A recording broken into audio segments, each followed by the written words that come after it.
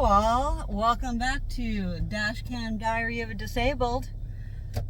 Today I had my chiropractor appointment first thing, and then I had my primary care doctor appointment after that. Just finished up with that appointment just now, leaving that appointment, heading back home. Headed towards the pharmacy first, and then home to relax. And yeah. I'm not sure if I have enough for my co-pays. I'm like negative $2 in my checking account. So I have to stop by my credit union as well as the pharmacy for my medication. And then I don't know if I have enough for gas. My gas tank's about on empty. I don't get paid until next week. So I'm basically broke for the next 7 days. My Social Security doesn't hit until next week. Woohoo! And we're gonna headband today. Sorry, it looks a little funky with my hat on, but sorry, not sorry. It's helping keep my hair out of my face. My hair really bothers me. It really gets my face a lot. That's why I like to just put it up or put it in pigtails and good to go. My hair is super thin, so thanks to all my autoimmune diseases and problems, I have very thinning hair. I used to have very thick hair when I was a kid too, but definitely thinned the F out since high school. High school was the turning point when the stress and everything started to hit, and I started losing my hair in handfuls in the shower back then. And I just haven't stopped doing that since. I'm surprised I'm not completely bald by now. Tell you the complete truth, honesty. Yeah, I don't know why I'm not bald. Whoa, hello phone. Decided to go flying on me. Stupid. I gotta set up my whole thing all over again. Got my little bobblehead, like relaxing head guy. Oh, and the cops are across the way with somebody pulled over. Better watch my P's and Q's while I'm driving. Yeah. Oh, green. Green means go. My little bobblehead guy. The guy tries to help keep my phone in place while I do these videos.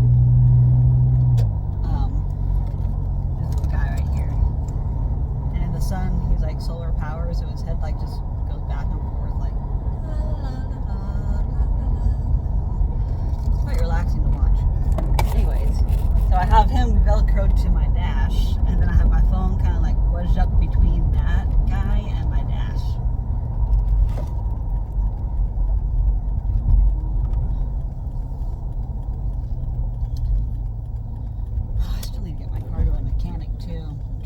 Check it out and make sure that it's just a fuse. I think it's just a fuse, but we'll find out. I'm gonna have the mechanic check out my tail light because it blinks fast.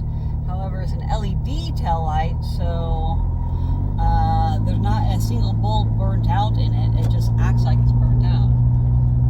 I think it's my turn signal light in itself. I think it's just the flasher. I think it's that light, that bulb. And I don't know how to replace bulbs in an LED tail light. It's all encased, and I don't think there's really a way I can really replace it. I think I have to replace the entire tail light, and I just don't know if I really can afford to do that right now. So I hope and pray it's just a fuse that's making it malfunction, because that's what it has done in the past. When it malfunctioned, it was a fuse. And it wouldn't surprise me. I have a lot of things hooked up in my vehicle. I have 2 amps. I have multitudes of speakers. The amps power things separately. Separate speakers. I just have a lot of amps and a lot of power and a lot of things attached to my battery that requires a lot of extra. Especially my trailer haul thing, brake system thing. I had just a weird electrical problem with this vehicle, and it's been like that ever since I got rear-ended the second time. The third and fourth time, it damaged things as much.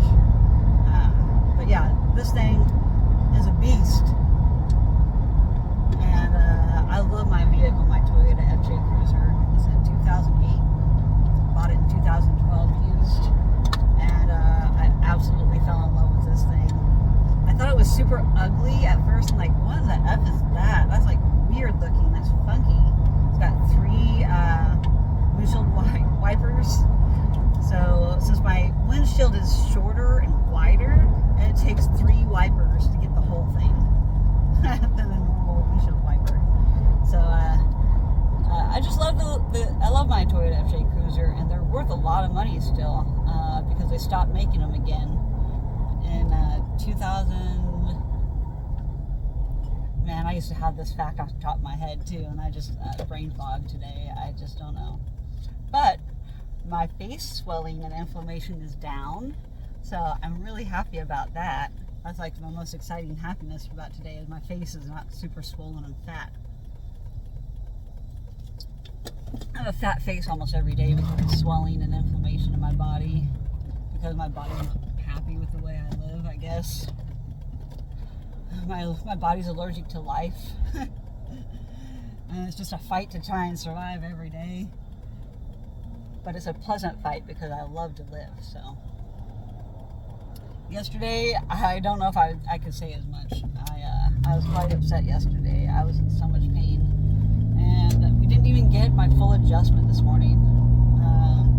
I knew I was really off in my thoracic. Like, the amount of pain that I was in yesterday was ridiculous. I'm still astounded by how bad it hurt yesterday. It was just the worst pain I have felt in so long. And the fact that pain meds did absolutely almost nothing for it, only for like an hour or 2 tops. It wasn't cool. I did not enjoy that at all. I enjoy living, but living like that is really horrendous. Pain brain really affects people. Like, I'm all riled up today because I just need to calm down my nervous system. My doctor mentioned anxiety. We've got to get this anxiety under control. I'm like, don't worry, doc. I'm getting my meds today.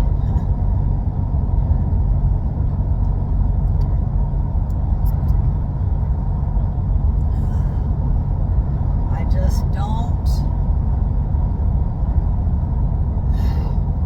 I don't know what else to say because my doctor, I just. I'm still trying to process my appointment that I just went through. He did send me for a referral to the internal medicine doctor to try and get my pain managed. In the meantime, I'm doing everything right. He's impressed and happy that I am being proactive and advocating for myself. So I feel like I'm still making progress with him. He still just doesn't know how to manage my pain, and I think he's just scared of having another chronic pain patient that is not helping themselves. I don't know. I don't know what makes doctors determine whether they'll prescribe pain medication or not. That's still a mystery to my mind about the bias that doctors carry about pain medication. It really bothers me. And to try and have the right bedside manner with every individual patient that's in pain, that has pain brain, because a lot of people are not so in tune with their body. And a lot of the time people don't know the source of their pain. And it takes a lot of cognition and a lot of work to understand where your pain is coming from and why your brain is giving you pain signals. It's a lot of work, and it takes a lot of time and understanding and patience to get to know your body. Knowing your body is key in treating anything. All people can understand most of the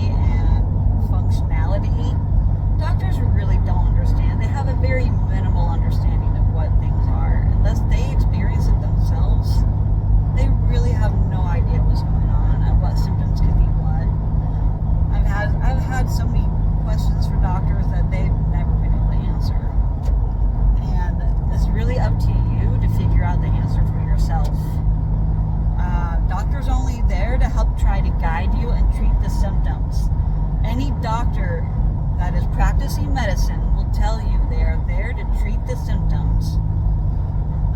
Sometimes I've had even doctors ask, what can I do to help you? That is the biggest question that I don't hear doctors ask that much anymore. What can I do to help you? What are you here for? A lot of us don't know. And fortunately, I do know why I'm seeing doctors regularly. I wished I could help others understand their own pain. But it takes so much internal reflection, and it's all up to you. It's up to you to figure you out. Doctors are only aides. They're only part of the process. They are a process of elimination, basically. You gotta think of things backwards in a different light, different perspective. Think outside the box, because what we're normally dealing with are not that big of a deal compared to EDS and other chronic diseases and syndromes and rare diseases and things that are really just underdiagnosed. Doctors don't know how to go about diagnosing people sometimes, and they're really just taking their best guess off of the information provided. And sometimes the doctors don't ask the right questions because they don't know what questions to ask, especially with rare, complex patients like myself. It's up to you to guide your own treatment. It's up to you to manage your symptoms. It's up to you to understand the signs of those symptoms and when to get help. I'm helping to try and guide several of my friends throughout my last 5-6 years of since I've been diagnosed. Gosh, how long has it been actually? Since 2018 I got my diagnosis. Since 2018 I've been on this advocating journey of discovering everything that I did not understand before that I do understand now. Everybody is unique in their certain set of circumstances and symptoms. Everybody's different, but the only thing that you can do is try to clump those people together that have those syndromes and rare diseases and try and look at it from a different point of view. Doctors don't really have time for that. They really don't.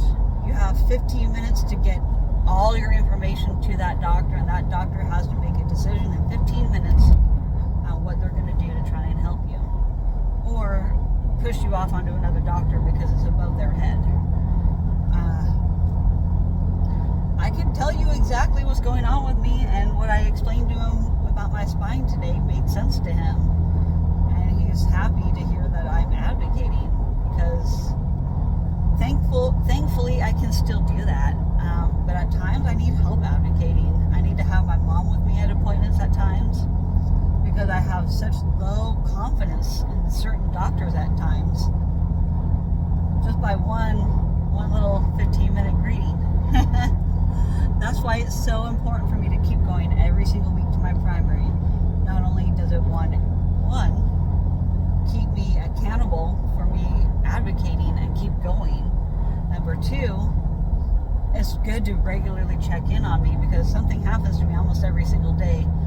At least once a week something happens, and I have to reevaluate how I'm going to move forward, because something else popped up that I wasn't really expecting. I'm expecting myself to go completely out of place because I'm not completely back aligned yet from my chiropractor. We did not get the movement we wanted today, which is so sad because I was in so much pain, and it makes me kind of a little anxious right now, not knowing how bad my pain is going to be tomorrow, when I need to just stay present and think about today. One day at a time. I have to slow my roll and stop thinking about too far into the future, including tomorrow.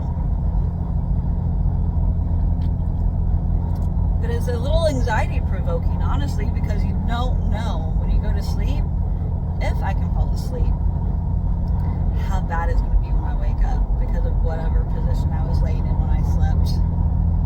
And that changes everything. Sleeping changes everything for me for the following day.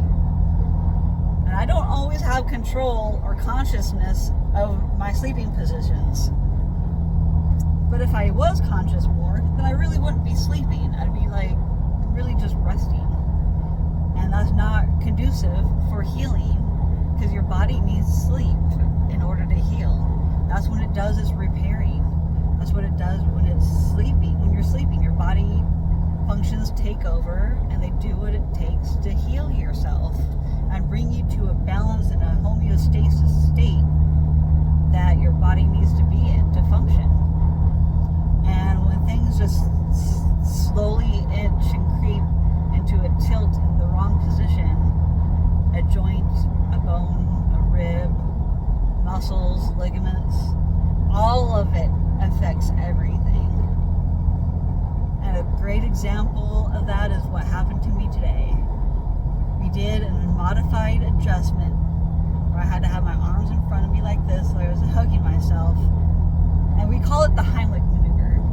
So we did the Heimlich maneuver first, where I had to put my hands behind my head, and he lifts me off the ground, and it gives a little bit of traction to my spine, and it opens up my spine to be able to get those bulges to sit correctly, so my inflammation and swelling isn't so bad for that day with the bulges in my discs in my back and my spine. I had to have that traction to get things to go, like, settle correctly at times. So we have incorporated this Heimlich maneuver into my adjusting schedule to try and get some traction and get some more leverage, I guess, with the bulges in my spine. But today I did the regular Heimlich, nothing moved. We did the modified one, and then, but wait, that's where the answer was today. Because we tried to do my normal adjustments. We did my side posture, rotating adjustments. I do this maneuver called the pelvic lift, where he, like, holds down on my pelvic bone, so it, like, puts the right amount of, like, pressure on my spine to stay in one spot as he adjusts the upper part of my body, and he just, like, adjusts to, like, get all the vertebra back in along my spine, and he'll go all the way up my spine, and usually that will get something to go if we can't get it to go in the other way. And the other way is the traction way. And then we also try the side posture rotation, so it keeps my lower trunk aligned, and then my upper, he can adjust and put the right thing back in place that popped out along my spine. It's all about putting the right amount of pressure on my lower part of my body while he adjusts the upper, because the upper totally affects the lower and vice versa. If something is tying up in the bottom part of my spine, if something's tied up, something at the top is tied up too and getting pulled under a lot of stress until it pops out of place. So it really does matter. Like, everything along my spine matters, because my spinal cord is so tight. I have all these bulges and all this other swelling and inflammation going on because of the bulges, and it pulls things out of place. The inflammation and swelling pulls other parts of my body out while I'm partially aligned. And then at some point, it's just a snowball effect. It's just like, top is out, boom, middle's out, boom, bottom's out, boom. Or it just goes top, then middle, then bottom, and then middle. Or it'll go middle, then top, and then bottom. I can't win. I'm always chasing my spine because it keeps getting stuck in so many different places all the time. And yesterday was in the worst position ever. And today, I think we finally fixed that because my plantar fasciitis pain is starting to go away. So I know that's good. But I know my ribs are still out of place, and my thoracic is still out of place. It's not doing good. My thoracic one was unaligned, and I couldn't get it back in today. We tried the first rib 3 or 4 times, and we couldn't only get a little bit of movement. So I got a little bit of relief, but things are still out of alignment. But my body decided to react really fast after we got in the alternate modified Heimlich maneuver. I felt ligaments wrap over, or like thunk thunk, over my rib cage. I felt a ligament move over my ribs. I have for some time have felt my ligaments shift multiple times. I feel ligaments shift in my neck, and it makes me hoarse. I feel movement in my shoulder, and that's what initiated all that pain yesterday, was whatever was going on with my shoulder girdle. My ligament was pulled and too tight from my rib area. And thanks to that ligament being out, or shifted, it shifted back into place today. So thank goodness it did, because now it's not rubbing the ligament wrong on my ribs, because that plantar fasciitis pain is gone. Thank goodness. Oh, I'm getting pain from one of my sunglasses. Just the pressure right here on my head hurts because of that. I'm probably going to get some more inflammation and swelling to my face the rest of the day because I'm still out. But we made changes, and those ligaments over my ribs really helped with that plantar fasciitis. So thank goodness. So whatever shifted, it was ligaments in my shoulder that created all the pain yesterday, and then the ligaments shifted over my bottom part of my ribs today. So we'll see things where they fall and how I go out of place and out of alignment before my next appointment on Friday. I have a day and a half until I get adjusted again, so my body just needs to take its time and learning how to adapt to its new position, because we shifted things around today and my body just immediately went, eat! Things let go in my neck. I had a big bulge, problem with my neck before he adjusted me when we did that modified thing, and I felt the ligaments move in my rib cage. This stuff instantly melted and went away. The tension that was pulling on my first rib, or my bulges or on the cervical, whatever it was, it kind of went back to its normal weird position, and the muscles instantly went melts, and then the muscles below the top, the first rib that's out, the muscles below it went tight, and everything above it went loose. So for whatever reason, we got that ligament to move. We're just going to see how things fall. We'll see what kind of pain I'm in the next day and a half, and we'll go from there. I swear I feel like the inflammation is starting all over again. Like the inflammation is just slowly inching its way up from being mad from all the changes that we made in my body today with my moving things. But we got this. I'm going to go inside and get my meds, and my gas light came on. So y'all have a fantastic day. Peace out.